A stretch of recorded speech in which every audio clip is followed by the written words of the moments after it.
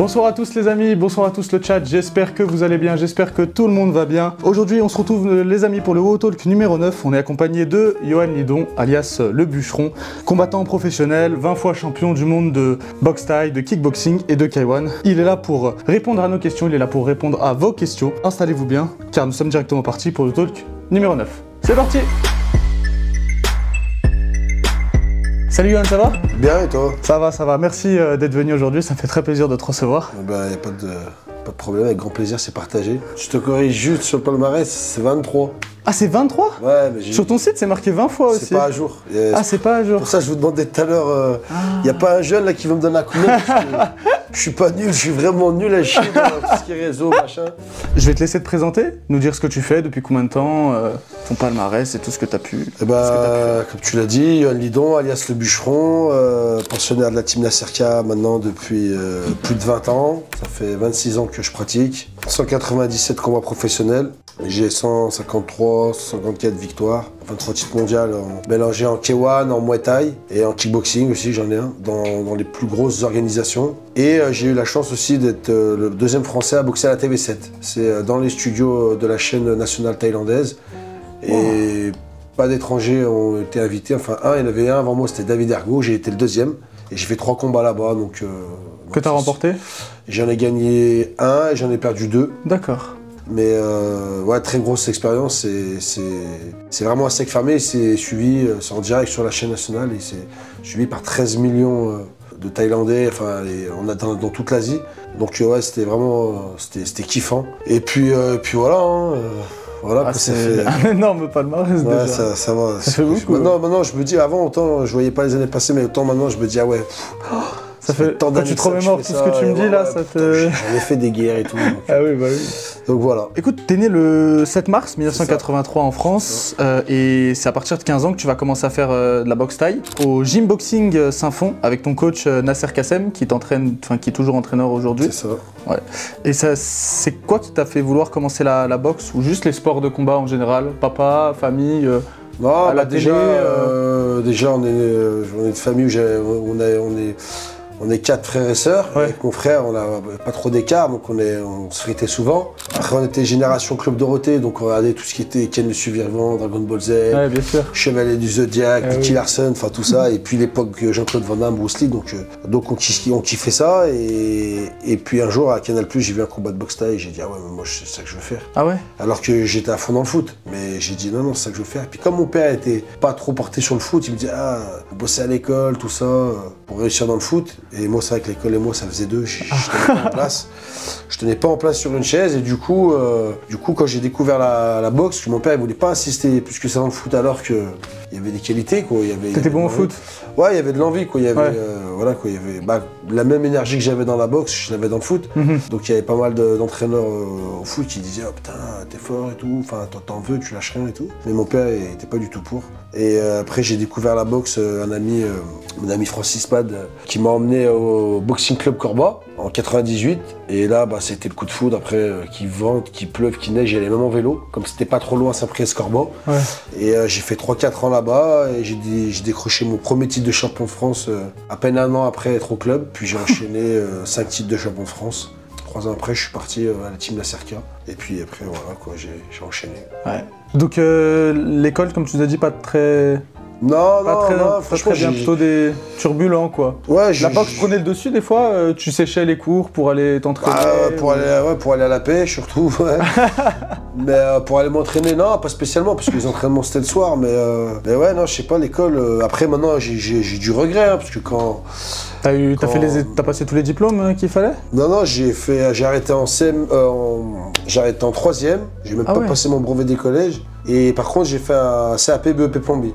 Là, après le collège? Ouais, après le collège. Non, ça te laissait un peu plus de temps pour boxer ou... Ah non, franchement, le travail c'est bien, c'est ce qui m'a formé Je crois qu'il m'a endurci parce que j'étais avec un patron de la vieille école et lui il rigolait pas sur les chantiers. Ah ouais. Et comme bah, j'avais déjà un petit salaire, tu vois, je me rappelle, je crois, le premier salaire, ça devait être 180 €, un truc comme ça. J'y allais en vélo, donc j'allais en vélo le matin, je revenais en vélo le matin, je repartais début d'après-midi en vélo, je revenais le soir en vélo, j'allais à la boxe en vélo. Donc voilà, tout à coup de vélo. Ah ouais. Bah, j'ai eu mes diplômes, donc mon père il m'a dit, il faut que tu aies un métier dans les mains. Et c'est vrai qu'aujourd'hui, je vois avec du recul, même si t'es bac plus je sais pas combien, vaut mieux être un bon carreleur ou un bon plombier. Tu gagnes très bien ta vie. C'est vrai que c'est beaucoup demandé dans des secteurs. Ouais, j'ai des amis, moi, ils sont riches dans le bâtiment. En fait, c'est pas que j'aimais pas l'école, j'adorais. Hyperactif. C'est que je tenais pas en place sur une chaise.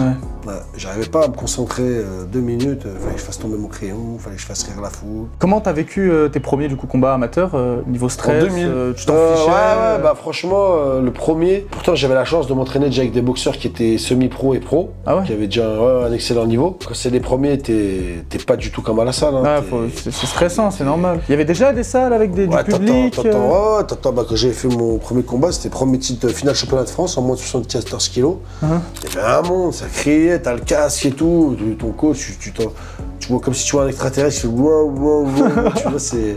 En fait, il veut ta peau et c'est complètement différent, c'est une atmosphère que... Tu vis sur le moment, quoi. Tu vis sur le moment, voilà, que tu vis pas avant, tu vois, l'entraînement, c'est l'entraînement. Quand t'as le public et tout, machin, non, c'est sûr. Puis là, il y a une décision, donc faut pas perdre. Et comment tu te sens après ce premier combat? T'es bien, content, toujours stressé? Tu te dis, putain, en fait, c'est dur. Mais vu que c'est dur, bah, plus c'est dur, plus j'ai encore envie, et puis voilà. Puis champion de France cadet en kickboxing. Après junior, j'ai fait double champion de France. Donc j'ai pris 3 titres. Et après, j'ai fait semi-pro, kickboxing et boxe taille. J'ai pris le double la même année. Champion de France kick, champion de France boxe taille. 2004, j'ai perdu. La première année en pro. Et 2005, pourtant j'avais un ligament croisé et je suis devenu champion de France pro, mon 5e titre.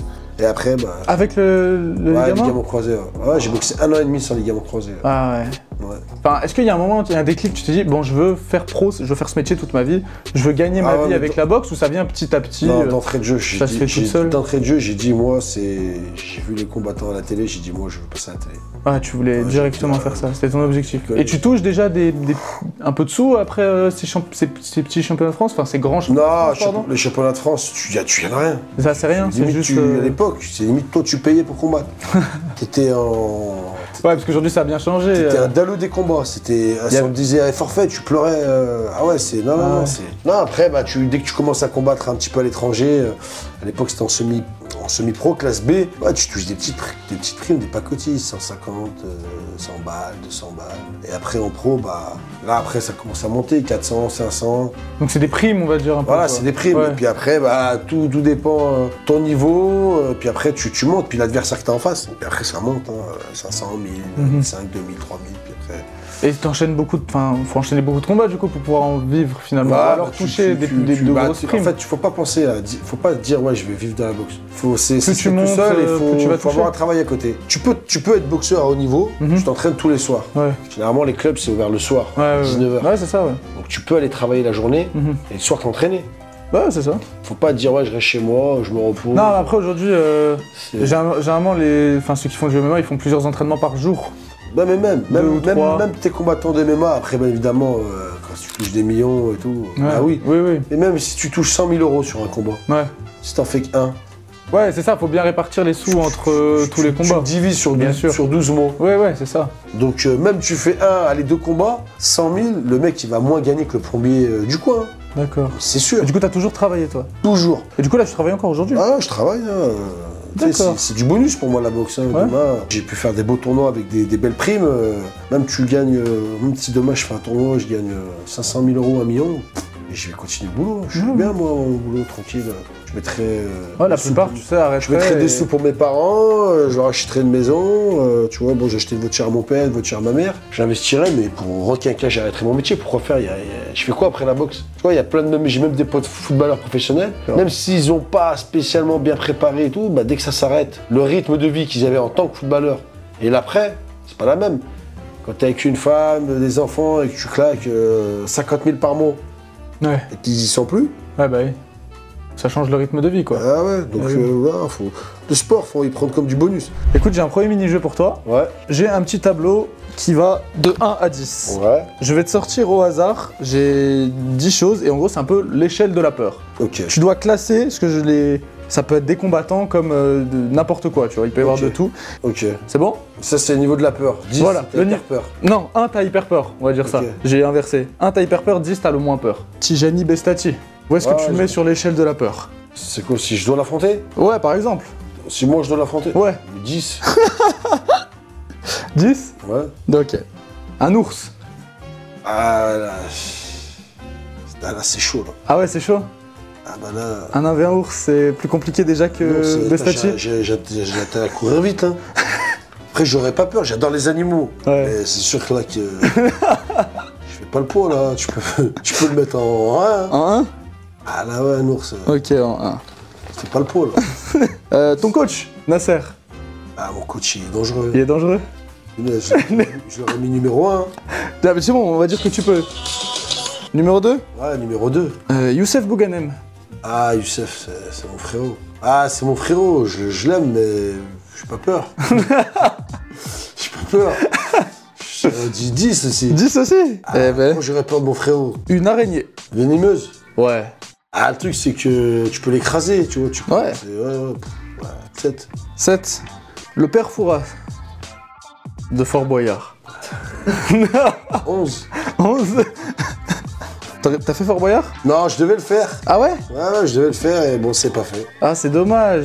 T'aurais été un vaillant, un guerrier. Ça se fera peut-être plus tard, hein. Ah, ça, ils font encore l'émission là? Je crois, ouais. Possible, hein. Ouais. Du coup, t'aimerais bien passer? Ah, pourquoi pas, ouais. C'est toujours une expérience. Si c'est pour une bonne action, oui, bah oui. Tout est bon à prendre dans la vie. Ouais, c'est vrai. Le vide. Est-ce que t'as peur du vide? Ah, le vide, ouais, ça fait flipper, hein. Mais dans le 1 ou le 2, hein, de vide. Hein. Le 1 ou le 2? Bah, choisis. Et ben voilà, les amis.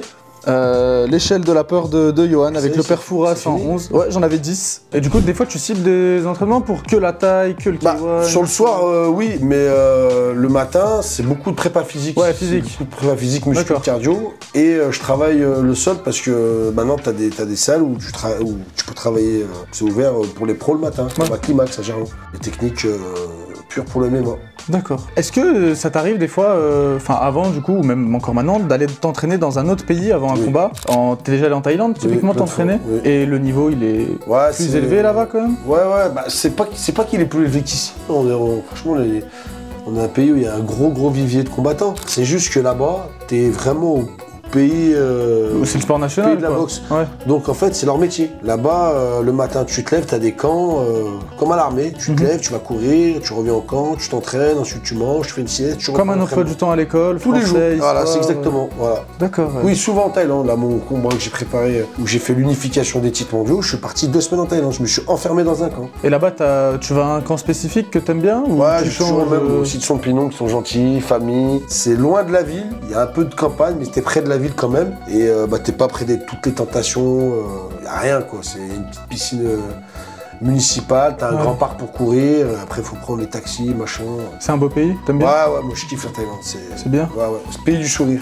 Pays du sourire, c'est vrai? Ouais. Puis la nourriture c'est bon, partout, tu peux manger du poisson, des fruits frais, tu peux manger halal, tu peux... T'es allé aussi, par exemple, pour kickboxing en Hollande, par exemple, je pense. T'es déjà allé t'entraîner là-bas aussi? Ouais. Et pareil, c'est... Ouais, j'ai bien aimé, c'était bien. Après, la bouffe, c'était moins bon. Ah, moins bon quand t'arrives? T'es coupé de ton quotidien et de tes plaisirs, que tu fais que ça, c'est toujours que bénéfique. Du coup, c'est quand, à peu près, que t'as ton premier titre de champion du monde? Et c'est surtout, quelle catégorie, en fait? C'est en 2006, 2006. Mais de quel sport, pardon? C'est boxe thaï, kickboxing, K1? C'était en kickboxing. Kickboxing, premier titre champion du monde kickboxing. Ouais, kickboxing, et après le deuxième en boxe thaï. Et comment ça se fait que tu changes de sport comme ça? T'alternes entre trois sports qui sont certes pas si différents en soi, parce qu'il y a toujours le pied-point dans les trois. Mais il y a taille quand même, il y a plus de permis. C'est vrai, t'as des styles, moi j'ai des potes qui étaient vraiment style pur moi, en kick, c'était pas terrible. Ah ouais? Non, moi ça va, j'arrive à bien m'adapter. Ouais, les trois, du coup, typiquement, quand t'es petit, enfin quand t'es plus jeune... Même les 5, j'ai combattu en full, j'étais à l'aise. Là, je vais faire un combat d'anglaise, je sais que je serai à l'aise. En MMA, bon, j'ai fait mon premier, j'étais à l'aise, après... Là, ça va enchaîner, mais je suis à l'aise. Hein. Quand t'es jeune, du coup, typiquement, ça veut dire que tu enchaînes des fois des combats amateurs ou pro. Ouais. Une semaine kickboxing. Un coup en full, un coup en kick, un coup en boxe taille, un coup. Ouais, non, franchement, ça va. Je sais pas, j'arrive à. C'est pour ça que je te plais toujours. Il y en a un qui est quand même un peu plus violent, plus dur que la taille, peut-être un peu plus que les autres, avec tous les coups. La taille, parce qu'en fait, la taille, si t'es bon en anglaise, même t'as une bonne anglaise, c'est dur de t'exprimer parce qu'à mi-distance, t'as les coups de coude. Et quand il n'y a pas les coups de gire et tout, tu peux. Souvent, tu peux. C'est violent les coups de coude, non? Ouais, c'est-à-dire que le mec, même si t'as une bonne anglaise, bam, bam, t'enchaînes. Si au bout d'un moment, il est dans les cordes, il prend les coups, au moment où tu rentres, il décale, boum, il te rend avec un coude. Il te fend le crâne en deux. Hein. T'as déjà ouvert le crâne, l'arcade? Ça fait mal, non? Non, tu le sens. C'est après le combat que tu le sens? Ça te réveille, non, ça te réveille. Quand tu prends beaucoup de coups, c'est un os dur. Ouais, ça tranche, c'est comme un couteau, quoi. Ça résonne dans la tête, boum, c'est... Est-ce que t'as des idoles dans le sport de combat ou n'importe autre qui t'ont inspiré, qui ont t'aidé à te lever le matin, à te dépasser? Peu importe si c'est des gens de la boxe ou pas, ou Zidane. même si t'en as plusieurs. Zidane, quand je l'ai vu, lui, maintenant il a envie, grave. Après, Mike Tyson, Mohamed Ali, puis après, Ramon Dekers, Kamal, puis après, beaucoup d'autres. Tu t'es déjà pris un KO? T'es déjà tombé KO? En combat, jamais, en combat pro? Jamais. J'ai pris une fois dans la cage, en Australie, en cage Muay Thai. C'était du Muay Thai avec des gants de MMA. Et c'est dans une cage, c'est pas un ring? Pareil, c'est comme du MMA, sauf que t'as pas de sol. Ouais, y a pas de sol. Chose. D'accord. Et j'ai pris un overhook. Putain, je suis tombé. Et je vois l'arbitre 5, 6, je dis merde. Donc j'étais bien lucide. Heureusement, il m'a tapé derrière la tête. En fait, au moment où je partais en crochet, il m'a tapé derrière la tête. C'est autorisé derrière la tête? Ouais, Mais c'est pas en boxe anglaise ou derrière, c'est pas autorisé? Non, ouais. Mais là, c'est en fait, j'ai baissé. Je suis baissé pour lui mettre un crochet gauche. Ouais. Et en fait, au moment où je me suis baissé, lui il m'a passé la droite et il m'a assommé, boum, derrière la tête. Et ça m'a éteint la lumière. Ça passe quoi à ce moment-là quand tu tombes? Quand tu vois noir? Non, j'étais bien lucide. Comme je te dis, comme c'était pas dans la mâchoire. J'étais bien lucide, je me suis relevé et tout. Et je disais, oh l'enfoiré, il m'a touché, machin et tout. J'étais au bout de ma vie parce que je gagnais le combat en plus. Ah ouais? Je suis relevé, mais l'arbitre, je tenais plus bien sur mes jambes. Il a dû arrêter? Mais j'étais bien lucide. C'est pas le chaos. Où tu vois noir et tu te réveilles. J'ai eu des potes qui c'est bon, j'ai gagné et tout. Je fais, t'es sérieux, mec? J'ai dit, mais non, tu viens de prendre un KO. Ah, ils se souviennent même pas? Mais arrête de mentir. J'ai pas boxé et tout. Ça te gêne un peu de finir par KO? Tu t'en fiches? Pour le mec? De la compassion, ouais, pour le mec en face, quoi. Ça fait chier. Bah ouais, j'ai le pauvre, putain, il a une maman. Ouais. Il a une maman, peut-être il a des enfants. Bon, la femme, on va pas dire son tape, mais surtout les parents. Le papa, la maman, et puis les gars, la grand-mère, elle le voit par terre et tout. Non. Maintenant, c'est pour ça, les gens me disent, tu relèves le mec. Bah ouais, franchement, si ça m'arrive, le pauvre. Après, je suis là parce que je suis là pour le spectacle. Bien sûr. Et on me paye pour ça. Et le mec en face, il peut me mettre KO, il le fera. Donc je fais mon taf. Mais dès que j'ai fini mon taf, non, je suis pas au plafond parce que j'ai mis un mec KO. Ouais, t'es un être humain. Ça doit pas être. Limite, ça m'énerve maintenant. Tu sais, je me dis, mais quel sport de con, se taper. Ouais, vraiment, je me dis, vraiment un sport de con, mais bon. En octobre 2014, tu vas affronter dans la même soirée Sami Sana et Cédric Doumbé, que tu vas même gagner par décision les deux. Aujourd'hui, les deux combattants, du coup, ils font beaucoup parler d'eux, ils sont bien développés depuis. Qu'est-ce que tu penses, toi, de ces deux combattants? Comment tu voyais le combat il y a 10 ans face à eux, étant donné que toi, tu avais déjà un gros palmarès derrière toi, je sais pas, mais il me semble que c'était un peu des petits nouveaux entre eux. C'est ça, c'était le vieux, on va le mettre à la retraite. Ah ouais? C'est ça. Bah ouais, c'est il y a 10 ans, c'était 2014. Ouais. Et du coup, t'en as pensé quoi de ces deux petits jeunes qui arrivaient, prêts à tout? Non, franchement, j'étais hyper confiant. J'ai bien kiffé échanger avec eux, tu vois. C'était cool, tu vois, parce que c'est bien quand t'as des mecs qui donnent un peu du fil à retordre, tu vois. Bien sûr. C'est bien, parce que ça te permet de sortir de ta zone de confort, tac, tac. Ouais, non, tranquille, tu vois, je fais le taf. Après, moi, j'ai jamais été trop un amoureux des 3 rounds, mais si ça avait été en synchrone, ça aurait été autre chose.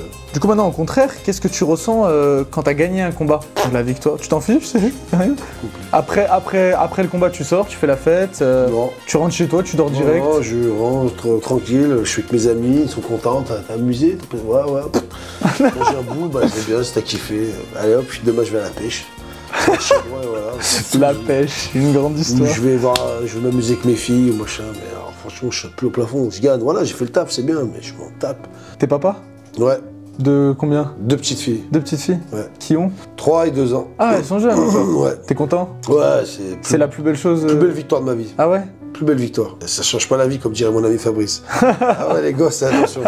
Mais c'est magnifique chapitre. Elles vont pêcher avec toi des fois? Ouais. Bah la petite, elle a 2 ans. 2 ans, elle veut venir, là. Mais la grande, ans. ouais, à 3 ans, je l'emmène et tout. Ouais, elle vient avec moi à la boxe, l'entraînement. On partage tout avec mes gosses. T'as un combat qui t'a plus marqué que d'autres en termes de préparation. Tu t'es dit, voilà, c'est quelqu'un quand même de plus gros, faut qu'on se prépare différemment, mieux. Ouais, quand même pas mal. Ouais, c'était mes premiers combats en fait. Ah ouais? Mon championnat du monde à Los Angeles contre le Thaïlandais Lam Songkran, champion du monde WBC, des poids moyens. J'affrontais Zidane du Muay Thai. Ah ouais? Ouais, c'était un gros morceau. Et franchement, j'ai eu l'impression que je savais rien faire. Il était trop fort, il m'a ouvert le crâne, il m'a fait une belle balafre. C'est la plus grosse balafre. Il m'a enfoncé le crâne là. Et ouais, c'est l'impression que tu te dis, en fait, je vais jamais arriver, je suis trop nul. Et t'as gagné? Trop fort. Non, j'ai perdu. T'as perdu? J'ai perdu au point. Bon, ils ont vu les gens que j'étais très résistant parce qu'il m'a ouvert, il m'a... Ouais, t'es resté debout quoi. Ouais. Par contre, j'ai dit, putain, là mon pote. Ça t'a mis une claque? Je bosse, mais il va falloir que je... Non. Je bosse, ouais, ça m'a mis une claque, bien sûr. En mode, faut que tu redoubles d'efforts quoi. Mais j'ai dit, je vais m'entraîner comme un chien de la casse. Et je l'ai repris 2 ans après, je l'ai mis KO. Ah, du coup, tu l'as recombattu 2 ans après, tu l'as tué. Moins de 2 minutes. Magnifique. Séché, mais KO. Ouais. KO. Dire, il monte, civière. Puis après, là, par contre, j'étais content parce que c'était à Gerland, Palais des Sports. Ah, c'est lui qui est venu en France cette fois-ci? Complet, ouais, c'était 8000 personnes, en direct Canal+, les grands-parents, les darons, tout le monde. J'avais eu l'impression de vivre le France 98. Tout le monde sautait, tu sais, les bons Français, les rebeux, c'était tout le monde, c'était la fête. Et toi, franchement, c'était incroyable. Ah, c'est mon plus beau souvenir. Et à la fin, tu peux sauter un peu? Ah, mais là, j'étais haut. Après, on a sauté dans le public, on était content. On est parti en soirée, tout le monde était heureux. C'était le premier titre en plus WBC. J'étais le premier Français à gagner ce titre. Ah ouais. Et donc c'était une belle page de l'histoire sur ce premier Français à être champion de WBC en Muay Thai et de battre ce champion thaïlandais. Et j'ai l'impression que les gens, eux aussi, avaient gagné ce titre. Ouais. C'était incroyable. Tous les gens présents dans la salle, il y en a encore, ils m'en reparlent encore. En 2009, ils m'en reparlent. Il y en a, ils ont vécu. Ils ont vécu, ils m'ont dit, ils ont kiffé. Ils m'ont dit, j'ai pas vécu un moment comme ça dans la boxe et le sport. Ça t'est déjà arrivé de tomber dans la rue sur un mec qui te voulait pas trop du bien, quoi, ou un groupe de personnes qui faisait un peu les malins, que t'as dû recadrer Ouais, bah ça arrive dans une vie, ça m'est déjà arrivé. T'es déjà battu typiquement ou... Ouais, j'aime pas moi, tu sais, j'aime pas faire du mal aux gens, mais c'est le quartier des plantés, j'étais tranquille, en train de la pêche. Je suis sur la ligne droite et il y a une voiture devant moi et au lieu de mettre son clignotant pour dire tourner, tu sais, je roulais tranquille derrière et il a pilé d'un coup, il a tourné. Ouais. Et en fait j'ai failli l'emplâtrer, heureusement que j'ai mes petits réflexes de boxeur, tu vois. Tu sais, j'avais la fenêtre ouverte, c'était l'été et je fais un frère, et je klaxonne et je fais un frère clignotant. Puis j'arrive, je sais pas, 300-400 mètres plus bas, je vois une voiture à ma gauche, attends, je te nique ta mère, machin. Il coupe la route et tout, je me rappelle plus avec sa 306. Et je sors du camion, je dis, je t'entends comme ça là, je rentrais de la pêche. Ouais. Je fais tranquille frère, tu peux pas mettre ton clignotant et tout. Et là il vient, il m'attrape comme ça là, je te nique ta mère et tout. Ah ouais, même la corpulence, ça a pas réussi à... Non, bah il était costaud un peu, bah j'en ai pété une direct, il a volé. Il a volé par terre. Après, il y a tout le quartier qui est arrivé. Un frère qui est machin, il frappe le pas et tout. C'est lui, il vient, qu'est-ce qu'il me touche. Et de rage, il est parti de sa voiture, il a pris une baramine. Ah ouais? Il m'a mis un coup comme ça, parce que tout le monde tenait et tout. Ouais. J'ai eu une bosse, tu vois. Et là, j'ai vu rouge. J'ai dit, barrez-vous tous, je vais tous vous enculer. Et il est parti en courant, il a mis un coup dans mon camion. Mais il m'a mis un coup dans le camion et il s'est barré. Et après, ils m'ont lâché les autres. Et après, il est parti. Après, ah, il est parti, ouais. T'as pas pu prendre la plaque ou aller porter? Tu t'en fiches? Après, j'ai un ami qui est dans la police. Donc je l'ai appelé pour dire, on sait jamais, tu sais, le mec, tu sais, il rentre chez lui, il tombe, il fait, je sais pas moi, un AVC, un machin. Ah ouais, t'as pensé au coup que tu lui as mis? Ouais. Ah tiens, tu t'es dit, il faudrait peut-être aller vérifier. Non, mais je lui ai dit, machin, ça va. Moi je restais pour toi ou pour les gens, les habitants. Bosse, mais ça va, tu vois. Après, j'avais une bosse dans le camion, mais qu'est-ce que tu veux faire? Là, j'ai un autre, on va dire, petit jeu. Ouais. J'ai une liste de 20aine de questions. Ouais. Je vais te les lire et ton but, c'est de répondre seulement par oui ou par non. Ok. Le plus vite. Saurais-tu devenir pêcheur professionnel si tu n'avais pas été combattant pro? Oui. Si tu devais recommencer ta carrière, ferais-tu le même parcours? Non. Devenir champion du monde est la meilleure sensation qui existe? Non. Sais-tu bien jardinier? Oui. Penses-tu que McGregor fera son retour dans le MMA un jour? Non. Penses-tu que TikTok est une bonne application pour les jeunes d'aujourd'hui? Non. Si tu devais choisir entre le kickboxing, Muay Thai et K1, qu'est-ce que tu garderais? Muay Thai. Attraper le plus gros poisson du monde, c'est mieux que de devenir champion du monde de K1? Oui. Tu aimerais aujourd'hui combattre contre Cédric, recombattre contre Cédric ou Samy? Oui. As-tu déjà regretté un combat? Oui. Es-tu heureux aujourd'hui? Oui. L'été est la meilleure saison possible? Non. Est-ce que tu aimes le chocolat? Oui. As-tu déjà refusé un combat pour des raisons personnelles? Mais moi, refusez-moi un combat? Non. Penses-tu que les sports de combat devraient faire partie du programme de sport scolaire? Oui. Est-ce que tu aimes lire? Je suis hyper actif. J'aime bien, mais je lis jamais, donc je vais dire non. Est-ce que l'avancée technologique te fait peur? Non. Tu bats en 1v1 pêche Alex Michalia? Je quoi? Est-ce que tu le bats en 1v1 à la pêche, Alex Michalia? Je le tue. Est-ce que Pizza Manu est le meilleur camion pizza du monde? C'est une question pèse là. J'ai des amis qui ont des pizzerias. C'est très bien, j'étais avec son fils tout à l'heure. Et je vais me faire des ennemis là. Parce qu'il y en a, ils vont dire comment t'as dit Manu, machin et tout. Ah, elle est à la retraite, mais elle manque ses pizzas. Ouais, on va dire Manu, elle manque ses pizzas. Magnifique. Et pourquoi vouloir recombattre Cédric ou Samy? T'as quelque chose à Ouais, bah Cédric, pas pour le plaisir? Non, Cédric parce qu'en fait, j'ai pas pu voir et exploiter son potentiel au maximum. 3 rounds, il a tourné, machin. Le deuxième combat, tu veux dire? Les deux. Les deux? Tu peux pas exploiter un combattant, sa résistance. Faut au moins 5 rounds. C'est un bon boxeur, mais faut voir dans la durée. Quand tu fais 5 rounds, c'est pas pareil qu'un 3 rounds. Tu peux tourner 3 rounds, machin. 5 rounds, c'est pas pareil, faut avoir le coffre, faut encaisser. D'accord. Et moi, je suis plus dans le dur. Plus c'est dur, plus je me... Les recombattre dans une discipline particulière? MMA maintenant, parce que Cédric maintenant est en MMA.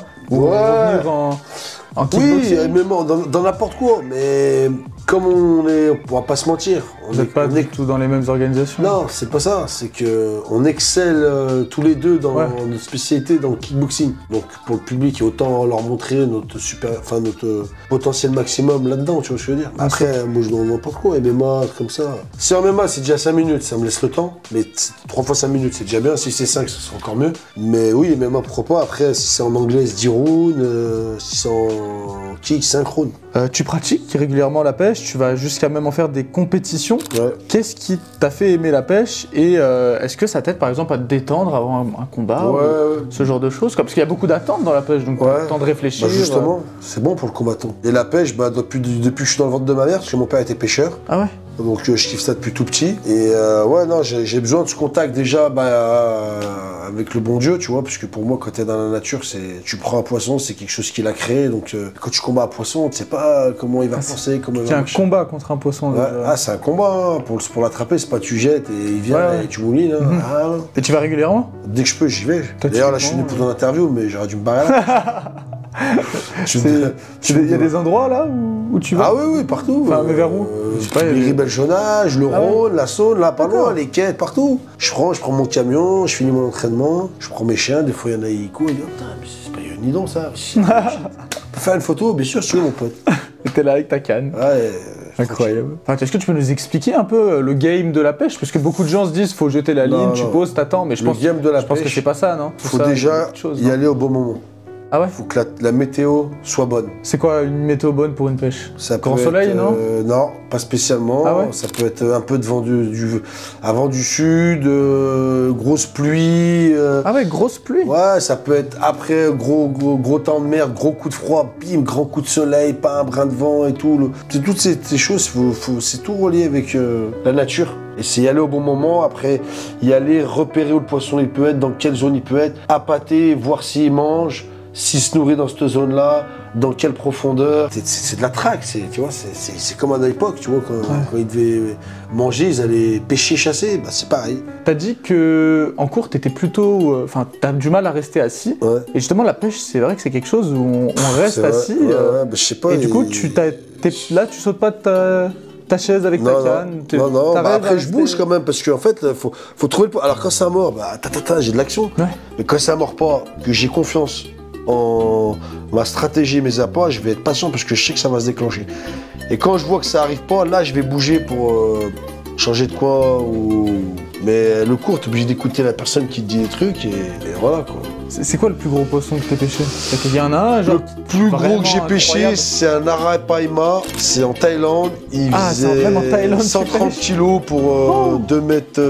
Un arapaima, ouais. Wow. Poisson exotique qui vit en Amazonie. Et ça, tu le relâches après ou? Ouais, bah t'es obligé parce que c'était un centre de pêche où ça vaut des sous, un poisson comme ça. 2,30 m, 130 kilos. Et la canne ne casse pas. Putain, je l'ai tenu 2 heures, je crois que j'avais attrapé un anaconda. 2 heures, pendant 2 heures, tu tiens en fait la canne et tu tires. Ouais, tu tires, tu mouilles et tout. Ah ouais, il y a vraiment des stratégies pour. Ah bah pour sortir vite, ouais, si tu fais n'importe quoi, il casse. Ah ouais. Est-ce que après ta retraite, on revient un peu là-dessus, on pourrait voir Yohan Lidon entraîneur? Ah oui, bah ça a commencé déjà. Mais je pense que ouais, ce que j'allais dire, ça a déjà. Ouais, j'en ai des jeunes, des bons. Déjà des futurs champions? Tu vois des fois un mec, tu dis lui, c'est une pépite, t'as déjà vu quelqu'un? Là. Pas encore? Pour le moment, j'ai pas très pépite, mais là, j'en ai deux. J'en ai un, il a du potentiel très talentueux, mais j'en ai un, il a vraiment la dalle. Lui, ouais. Je vais pas trop le dire, mais lui, ouais. Franchement, il m'impressionne par sa détermination. Ouais, je dis franchement. Il te fait penser à toi un peu, peut-être? Ah ouais, je dis vraiment, c'est même. Peut-être presque même pire. Ah ouais? Ah ouais. Et là, il est sur la bonne voie, parce que là, il a tout arraché. Je vais lire les dernières questions, quelques-unes, pas toutes. Ah, celui-là, faut que j'ai la dalle, les gars. J'ai couché mes filles, donc. Est-ce que t'as une anecdote à la pêche? J'ai failli mourir. Je suis revenu comme Ken le survivant, du royaume des morts. Je me suis asphyxié avec une bouteille de gaz dans ma toile de tente. Et c'est mes chiens qui m'ont réveillé et le bon Dieu. Parce que j'ai eu envie de pisser, elle est crevée. Et je suis sorti, et c'est mon pote qui m'a retrouvé à 5 h du matin, allongé, raide mort par terre. Et à quelque chose près, les pompiers sont venus, j'aurais été asphyxié au gaz. Ils m'ont dit, vous avez. C'est pas passé loin? C'était il y a combien de temps? C'était en 2007. Ah ouais. 2007, ouais. 2007, ouais.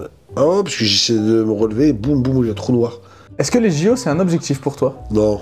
Tu t'en fiches? Moi, c'est trop de magouilles, ça y est. Est-ce que tu aurais un dernier conseil à donner aux futures personnes qui aimeraient se lancer dans n'importe quel sport de combat, quelque chose à leur dire? Franchement, un conseil, ne vous posez pas de questions. Faites, on n'a qu'une vie. Demain, on peut ne plus être là. Donc franchement, si tu as envie de faire quelque chose, fais-le. Fais-le. Pourquoi tu vas te dire ah non, je vais pas faire. Vas-y, fais. Allez-y. Faut se lancer dans la vie. Moi j'avais un dernier petit jeu, mais je sais pas si tu dois partir ou si on peut le faire. Putain, ça fait vite là, c'est déjà. J'ai des gants, un petit sparring, ça te tente? À la touche? Allez, vas-y. Ça te tente? Vas-y, allez. Magnifique. Allez, vas-y. Le main event.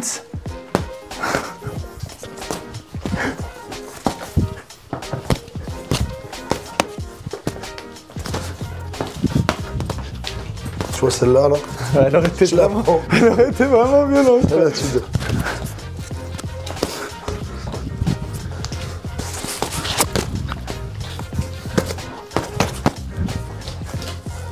Allez, vas-y, tape, je te laisse taper. Vas-y. Alors, faut me toucher déjà. Alors, tu vois, tu me touches pas.